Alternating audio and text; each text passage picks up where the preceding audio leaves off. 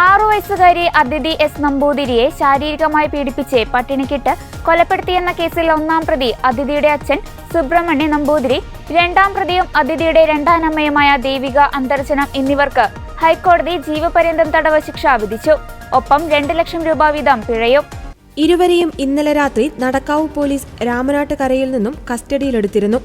2013 April 29-നാണ് Thiruvambady തട്ടേക്കാടില്ലത്ത് അതിഥി S Namboothiri ഗുരുതരമായി പരിക്കേറ്റ് ആശുപത്രിയിൽ ചികിത്സയിലിരിക്കെ മരിക്കുന്നത്.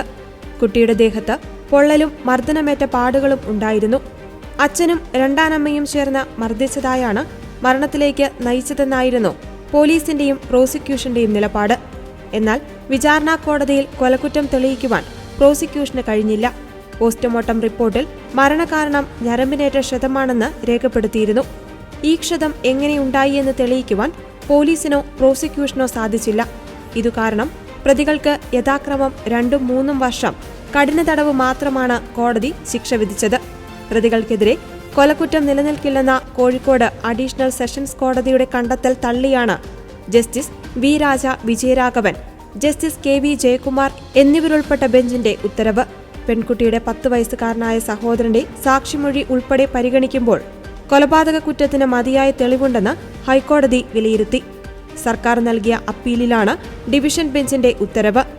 അതിക്രൂരമായ മർദ്ദനമേറ്റാണ് കുഞ്ഞ് മരണത്തിന് കീഴടങ്ങിയതെന്ന വസ്തുത നിലനിൽക്കെ കൊലക്കുറ്റം തെളിയിക്കുന്നതിൽ പ്രോസിക്യൂഷൻ പരാജയപ്പെട്ടത് വലിയ വിമർശനത്തിന് ഇടയാക്കിയിരുന്നു.